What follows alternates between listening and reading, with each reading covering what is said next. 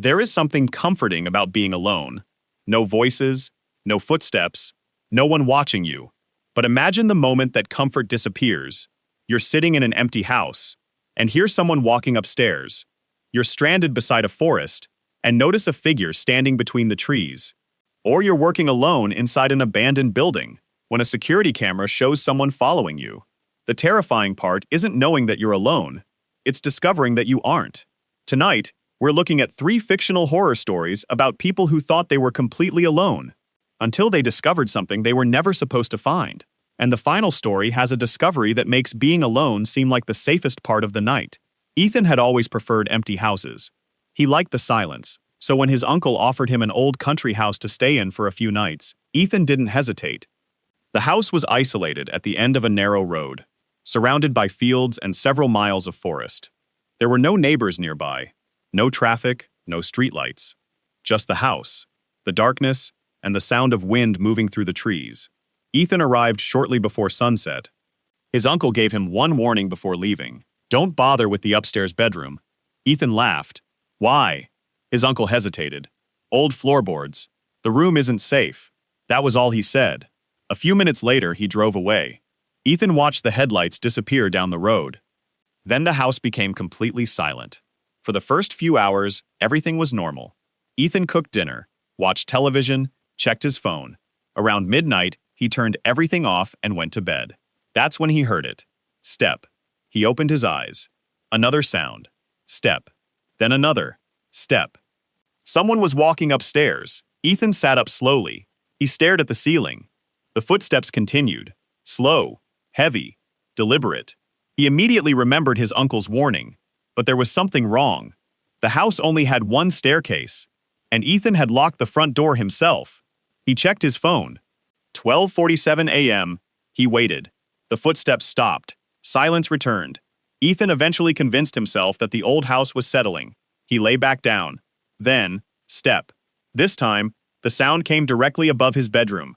Step. Ethan froze.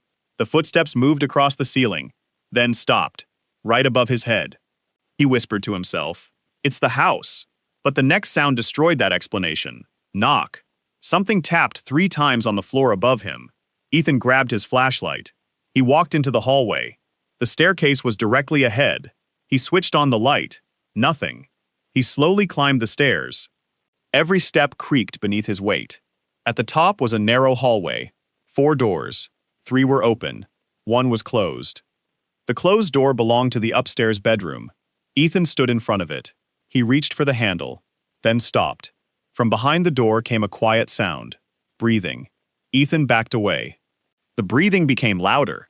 He suddenly ran downstairs and locked himself inside the kitchen. He called his uncle. No answer. He called again. Nothing. Then his phone vibrated. A message. From his uncle. "Did you hear the footsteps?" Ethan stared at the screen. He typed, "Yes." "What is upstairs?" 3 dots appeared, then disappeared. Finally, another message arrived. "Whatever you do, don't open that room." Ethan's hands began shaking. Then, step. A footstep sounded downstairs. Ethan looked toward the kitchen door. Another. Step. But this time, the footsteps weren't upstairs. They were in the hallway. Outside the kitchen, Ethan slowly raised the flashlight. A shadow passed beneath the door, then stopped. He could see someone's feet beneath the gap. Bare feet, completely motionless. Ethan held his breath. The feet slowly moved away. He waited several minutes, then opened the door. Nothing. The hallway was empty. But the front door was still locked. He checked every room. Nobody was there. Finally, he noticed something. The staircase. There was dust covering every step, except for one section. A trail of fresh footprints led from the staircase, directly toward his bedroom. Ethan followed them. They stopped outside his bedroom door. He slowly opened it. His bed was empty, but something had changed. His blanket had been pulled halfway onto the floor, and underneath it was a small wooden trapdoor. He had never seen it before. Ethan opened it. A narrow space existed beneath the floor. Inside were dozens of photographs. All of him. Sleeping. Eating. Walking through the house. Some photographs had been taken that same night. Then Ethan noticed the oldest photograph. It showed him standing outside the house, but the date written on the back was 3 days before he arrived. He dropped it, then heard a whisper from upstairs. "You're finally looking." Ethan turned. The hallway was empty, but the upstairs bedroom door was now open. Daniel was driving home when his car stopped. Not gradually. The engine simply died. He tried starting it again. Nothing. He checked his phone.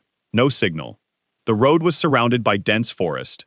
It was nearly 2 a.m. Daniel stepped outside. The air was freezing. He opened the hood, but he wasn't a mechanic. There was nothing obvious he could fix. So he decided to walk toward the main road. According to the map he had downloaded earlier, it was only a few miles away. He grabbed his flashlight and started walking. For 20 minutes, nothing happened. Then he saw something between the trees. A person, standing perfectly still. Daniel stopped. The figure was about 50 yards away. He raised his flashlight. The beam barely reached it. It appeared to be a man, tall, thin, wearing dark clothing. Daniel called out, "Hey!" No response. He took a few steps closer. The figure didn't move. Daniel looked down at his phone. No signal. When he looked back, the figure was closer. Now it was only about 30 yards away. Daniel froze. He hadn't seen it move. He shined the flashlight directly at it. Nothing. Just darkness. He decided to turn around. Walk back to the car. Forget the road. But after a few steps, his phone vibrated. He almost dropped it. A message had appeared. There was no sender. Just a blank number. The message contained 4 words. "Don't look behind you." Daniel stared at the screen. His heart began pounding. He slowly continued walking. The forest suddenly seemed unnaturally quiet. No insects, no wind, nothing. Then he heard footsteps behind him. 1, 2, 3, slow footsteps. Daniel remembered the message. He didn't turn around. He walked faster. The footsteps followed. He began running. The footsteps ran too. Daniel reached the car. He grabbed the door handle. Locked. He had left it unlocked. He pulled harder. Nothing. Then he saw something on the windshield. Written in condensation. "You shouldn't have come back." Daniel stepped away from the car. His phone vibrated again. Another message. "It's behind you." He closed his eyes. He couldn't resist. He turned. Nothing. The road was empty. The trees stood motionless. But the figure was gone. Daniel exhaled. Then heard a voice. Not behind him. Above him. "Daniel." He looked upward. A shape was standing on the roof of his car. Its face was hidden by darkness. Daniel stumbled backward. The figure slowly pointed toward the forest. Then his phone vibrated again. A photograph appeared. It showed Daniel standing beside his broken car. But the photograph had been taken from deep inside the trees. Daniel stared at it, then noticed something else. There were 2 people visible in the picture. Daniel, and the figure standing behind him. But that wasn't the terrifying part. The photograph had a timestamp, 3 days in the future. Daniel dropped the phone. The figure on the car roof disappeared, and somewhere deep inside the forest, his own voice screamed for help. Marcus worked night security. He had done it for years. Most nights were boring, but one Friday, his supervisor gave him an unusual assignment. An abandoned office building on the edge of the city needed a final security inspection before demolition. Marcus was told it would take less than an hour. He arrived at 11:30 p.m. The building had been abandoned for almost a decade. The windows were covered with grime. The lobby smelled like dust and damp concrete. Marcus unlocked the main entrance. Inside, the darkness was almost complete. He turned on his flashlight. The beam revealed rows of abandoned desks, old computers, broken chairs. Everything looked frozen in time. Marcus checked the first floor. Nothing. Then the second. Nothing. At 12:07 a.m., he reached the security room. He expected the monitors to be dead, but one screen was glowing. Marcus approached it. The monitor showed a hallway. He recognized it immediately. It was the hallway outside the security room. Marcus looked at the monitor, then looked through the doorway. The hallway was empty. He looked back at the screen, still empty. Then something moved. A dark figure crossed the camera view. Marcus immediately turned around. Nothing. He checked the hallway. Empty. He returned to the monitor. The figure appeared again, this time closer. Marcus grabbed his radio. "Control, this is Marcus. Are there other people inside the building? Static. He tried again. Nothing. Then the monitor flickered. A second camera turned on. It showed the staircase. A man was standing there. Marcus recognized the clothing. It was him. Same jacket. Same flashlight. Same posture. Marcus stared at the screen. The footage showed him standing on the staircase. But Marcus was currently inside the security room. He checked the timestamp. 12:14 a.m. He looked at his watch. 12:08. The footage was 6 minutes ahead. Marcus watched. The version of himself on the screen slowly walked down the stairs, then stopped. It turned toward the camera and raised one finger to its lips. Be quiet. Marcus stepped away from the monitor. Suddenly, the lights turned on. Every light in the building, at once. He heard a door slam somewhere downstairs. Then another. Then another. Someone was moving through the building. Marcus grabbed his flashlight and headed for the exit. But the front doors wouldn't open. He pulled harder. Nothing. Then all the security monitors changed. Every screen showed the same hallway. And every screen showed Marcus standing inside it. Except there was one problem. He wasn't there.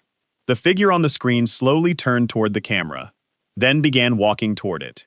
Marcus heard footsteps behind him. He turned. Nothing. Another monitor switched on.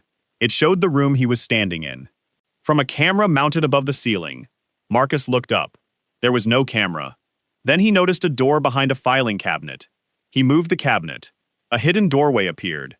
Inside was a tiny room. The walls were covered with photographs. Hundreds of them. Employees, security guards, visitors. People entering the building. People leaving. Marcus walked closer, then stopped. Every photograph had a date. The oldest was from 10 years ago. The newest was dated yesterday. Marcus found a photograph of himself. He picked it up. It showed him standing in the lobby. He was wearing the same jacket, holding the same flashlight, but the date was 1 week earlier. Marcus's breathing became shallow. Then he found another. This one showed him entering the building. The timestamp read, next Friday, 11:30 p.m. Marcus dropped the photograph. His radio suddenly crackled. A voice came through. His own voice. Marcus, don't go upstairs. He stared at the radio. The voice continued. Whatever happens, don't let it see you. Marcus whispered, who is this? A long silence. Then his own voice answered, you already know. The lights went out. Marcus heard footsteps approaching. He turned on his flashlight. The beam revealed an empty hallway. Then something moved at the very end. A man stepped into the light. Marcus froze. It was him. Same face, same clothes, same flashlight. The other Marcus looked terrified. He whispered, run. Marcus stepped backward. Who are you? The other man looked toward the ceiling. Then whispered, I'm the version that stayed. The lights flickered. For 1 second, the hallway was empty. Then they came back on. Marcus was alone. The other man had disappeared. Marcus ran toward the exit. This time, the doors opened. He sprinted outside. He never returned. The building was demolished 2 weeks later. But during the demolition, workers discovered something beneath the basement. A small room. Inside were dozens of security monitors. All of them were still functioning, and every screen showed the same thing, an empty hallway. Except on one monitor, Marcus was standing there, looking directly into the camera. The timestamp read, tomorrow, 12:14 a.m. Being alone is supposed to mean there is nobody else around. But what if that's only what you believe? Maybe the footsteps upstairs aren't coming from another person. Maybe the figure in the forest isn't trying to find you. And maybe the empty building isn't actually empty. Sometimes the most terrifying discovery isn't seeing something strange. It's realizing that something strange has been watching you long before you noticed it. If you enjoyed these fictional horror stories, like, subscribe, comment, and tell us which discovery would scare you the most.